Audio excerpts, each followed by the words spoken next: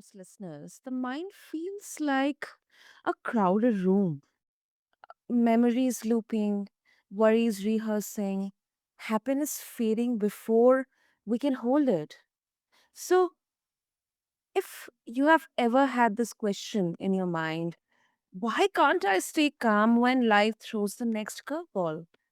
You are in the right place, listeners. Today, we are exploring self mental health care the Buddha way, backed by science. Simple practices for everyday life, not just the meditation question on this episode of the Mindful Living with your host, Sana.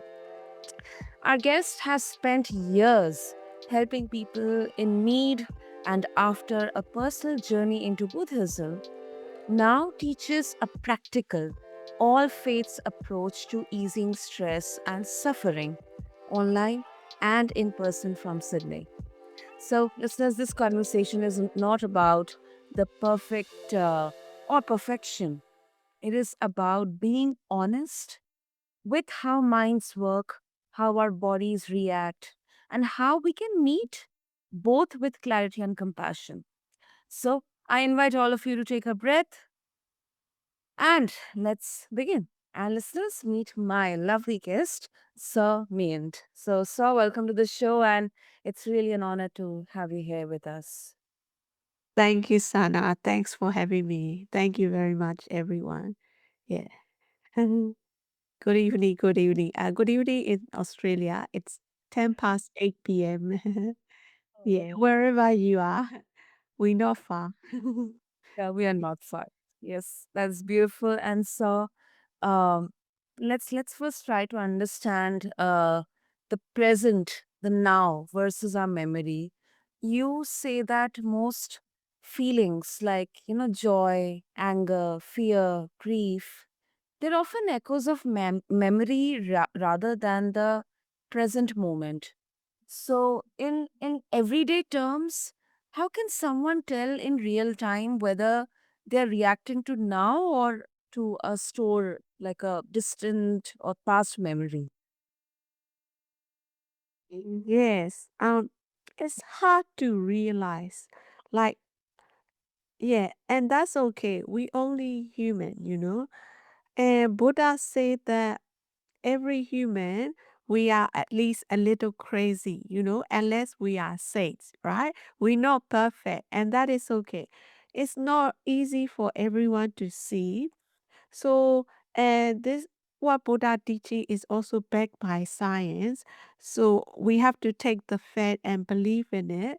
So, and if you know, our mind work that way. I think if you have a strong belief, you act in such a way that align with your belief, because it's not easy to see because everything goes very fast. So if you want me to explain, that's a short way explanation. Would you like me to explain? That might take a few minutes, like in a long way. Yeah, yeah, yeah. So go ahead. Yes. Yes. Yeah. O- okay. Um, how do we know it's past? Okay, I have to explain with the example. Okay. Uh, Buddha said everything is mind and body. Your mind or somebody else's mind, your body or somebody else's body. It could be living or non-living. Okay. Mhm. Everything in the world is mind and body. Okay. And we have to make it simple. That's how we could possibly get it. Okay. So everything in the world is mind and body. Okay. And science say mind and body are moving millions of times per second. That's science. Okay. So imagine if it even move once, it no longer there. Okay.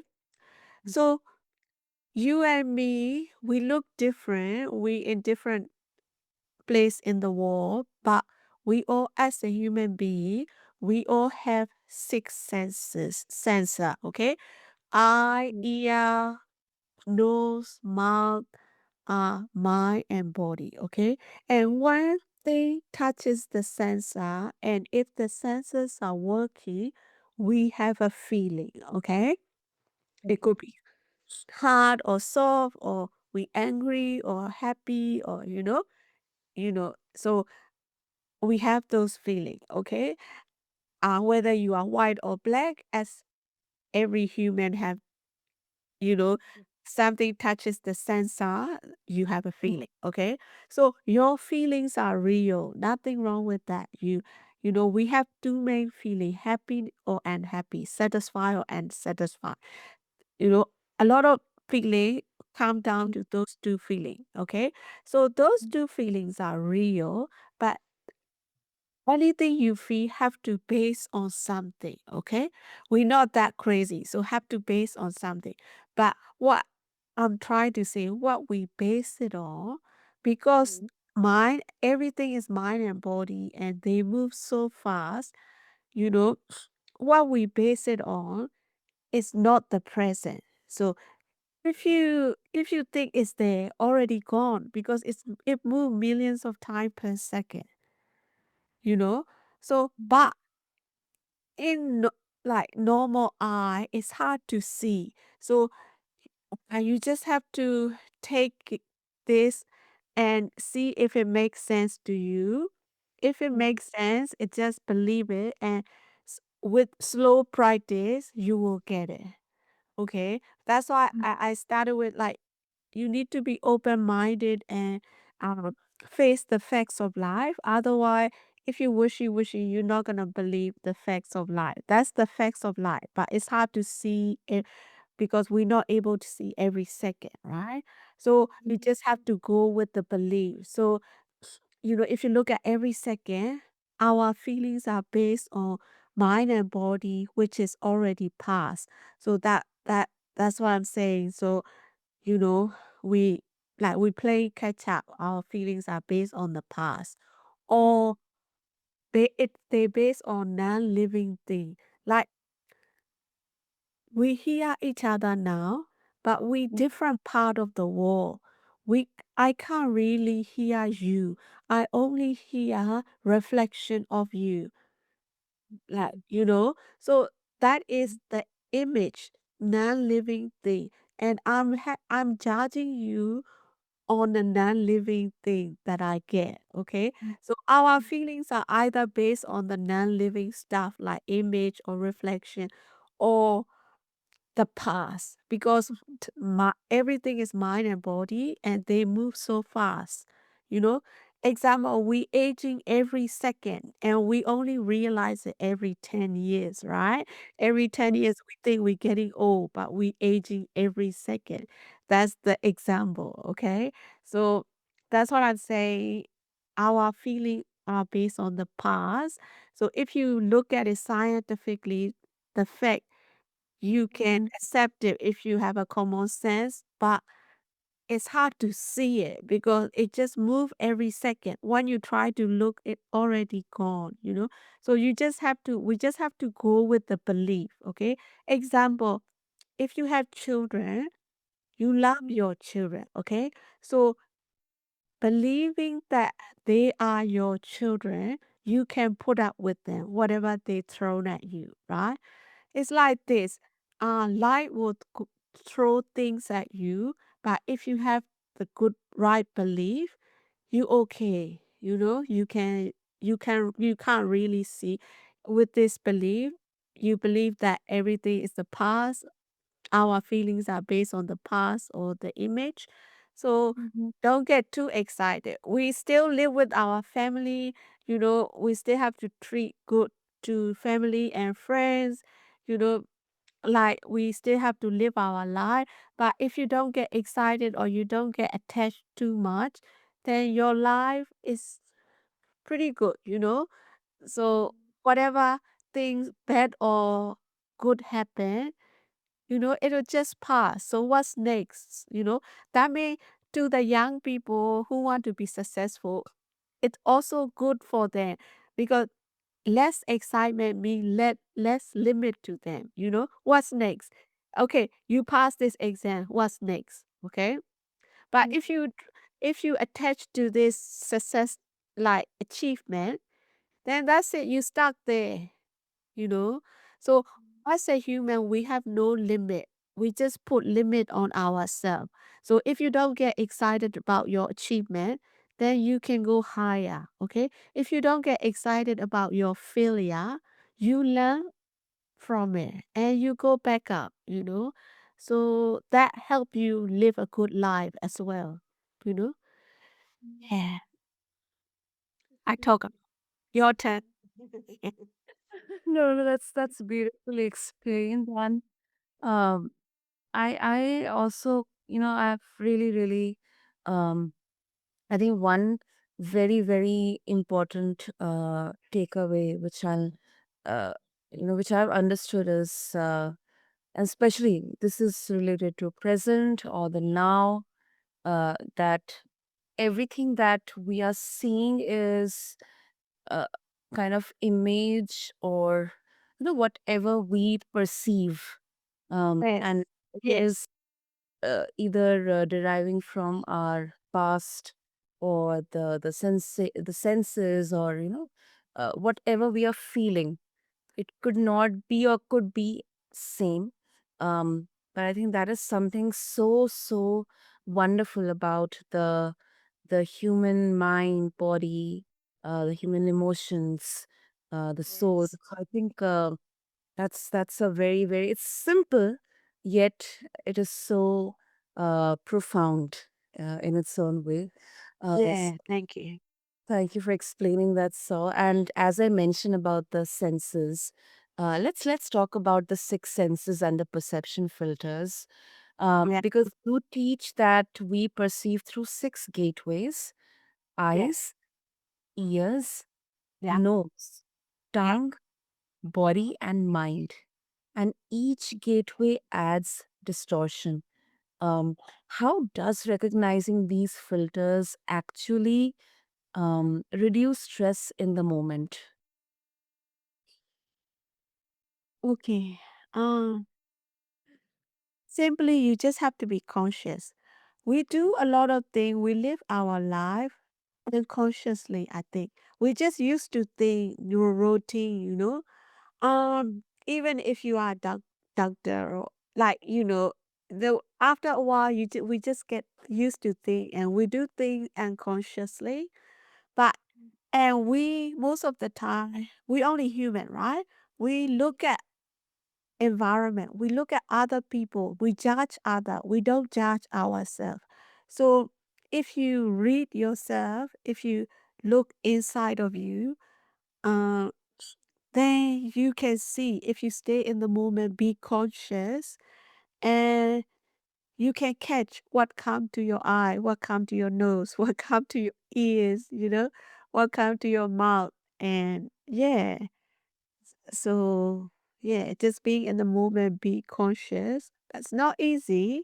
We just I think we take things for granted as a human, but if you just be conscious and focus, we can see. Yeah. Hmm. Hmm.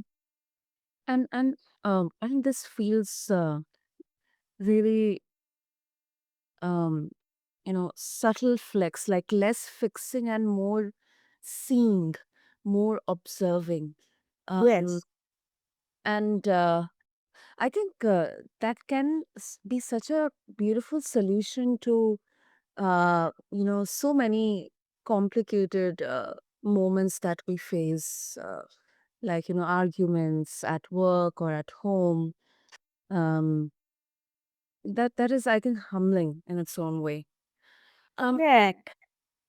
Yeah. so you also mentioned that many of us, we kind of live in not ready mode. Sometimes we live in a denial mode as well, because there are certain things that our brain, it kind of protects us, uh, that we cannot accept that this is happening. um and the brain kind of gets us into that survival mode. um from a scientific lens, if I would like to understand this, what's happening in the brain body pathway, that connection that, the brain and body has when we are stuck there in that not ready mode. Mm, I think brain is just normally functioning. Your heart. There- Mhm. There's a song called "My Heart Will Go On." Maybe Yeah. your heart refused to go on. You just attach to it, like you know, like, if you see someone you don't like, I'm still the same. I'm also still human. Like, Mhm. just deny the fact that she's smart. You know, if you don't like her, whatever she does is not good, right? Like we are opinionated. It's just being human. Nothing wrong with that. You know, we are human. But then uh if that affect you in a small way, it's okay. But it could affect you in a big way. It's not okay. You know, Buddha say, uh, I think being a good person will solve a lot of things. Like when you put yourself in other people's shoe, then become a good person. Like, do the right thing, don't do the wrong thing. But then some people take advantage of you. So, as a Buddhist, we believe if someone do bad to you because you did bad to them in this life or previous life. So just we just believe that okay, they do okay. Firstly, you become a good person, okay? But you become a good person, but other people treat you bad. Then just take it as we did something wrong in the past life or something. That's the result of what we did wrong. That's why from now on I'll behave good. So I'll, you know, normal people will treat me bad, you know. That way I think, yeah, I think once you become a good person, you even start to forget and forgive. So however people treat you, you okay, you know. It all start with being a good person, I think. Hmm. I think this is so much needed right now. So, And thank you. one question that comes to my mind, and because this is somewhat related to, how you are qualified, you are into finance, um, and now you you have learned the Buddhism as a way of life, and now you're helping others as well. So I think you have actually lived the both ends of the spectrum here. Uh, and right now, it's kind of a skepticism or kind of a pushback that people would say that being a good person, it doesn't serve me because people right now are reactive, um, sometimes very sensitive, and I mean, right now we are in a very challenging times. Uh, we really have seen very difficult times. We are seeing difficult times there in terms of, especially when it comes to mental health. Um, I think it's kind of becoming I think the most important aspect of all the entire humanity here. There are still societies and countries who are yet to dive deep into this or consider this as, a very serious subject of research or discussion or even Yes. acknowledging. It's still a taboo. But do you think that um, being a good person will reap benefits? Like, how do we exactly protect ourselves from all the different, challenging, circumstances that we are seeing? Yes. Like you are a good person, but there's a lot of scam and everything. You dealing with other human beings who are, well, there are some good people, but like a movie say, there's some good people in everything, but there's a lot of not good people. So, but then being a good person also come with a good heart. You forgive and forget. So when you can forgive other people, it's very satisfying. Until you find peace within yourself, nothing ever enough. The wall will still be the wall. You can't save the whole world. You know, Buddha, you know, all we have in the world is the sun and the water and human, right? And there's a lot of sun in the like sun soil, in the world. That Buddha picked up a handful of soil and he said, there's a lot of sand, a lot of soil, but I could only pick up my handful. And that's only so much people I could help. That's why I put criteria. You have to be open minded and face the facts of life. There's Mm. o- so many bad people, you can't really help them unless they want to accept your help, right? So, all start from you. You become a good person and forgive and forget and just do your job. Don't get There's also another addiction. Don't look at the wall, you know, only what concern you, don't get addicted. Like I got some friend, they just you know, very addicted to politics or what other people say, whatever happening in the world, but not about them. Just concentrate on yourself and forgive and forget about people who are not good. And then once you have a good life, I don't know, and you get to deal with good people. There will still be bad people, but then uh, you always peaceful because you can forgive and forget. You can't change the whole world. Even Buddha can only save the sun that come into his hand, and there's a lot of soil, a lot of sun in the world, right? You know what I mean? The soil, the sun, what do you call? We only have the soil and the water in the world, right? You know what I mean? The land. The land has the sand, sand, the mud, the soil. It's like people. There's too many people. We can't control them. We can only control ourselves. Yeah. That is true. That is true.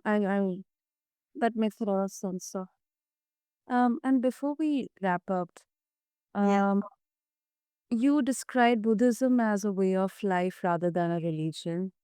Uh, Yeah. for people of any background, which I absolutely love and admire. Um, Yeah. what core principles translates best for beginners who would feel, allergic to the spiritual jargon? Uh, Sorry. Can you please ask again? Yeah, sure. This is the last part. Yeah. Yeah. So, as you describe Buddhism as a way of living, way of life, Yeah. Yeah. religion. So, what core principle translates best for beginners? Let's say if I want to start diving deep into Buddhism as a way of living, but then I am someone who would feel a bit um, allergic to the spiritual jargon or the spiritual aspect. Oh, okay, okay. Yeah, yeah.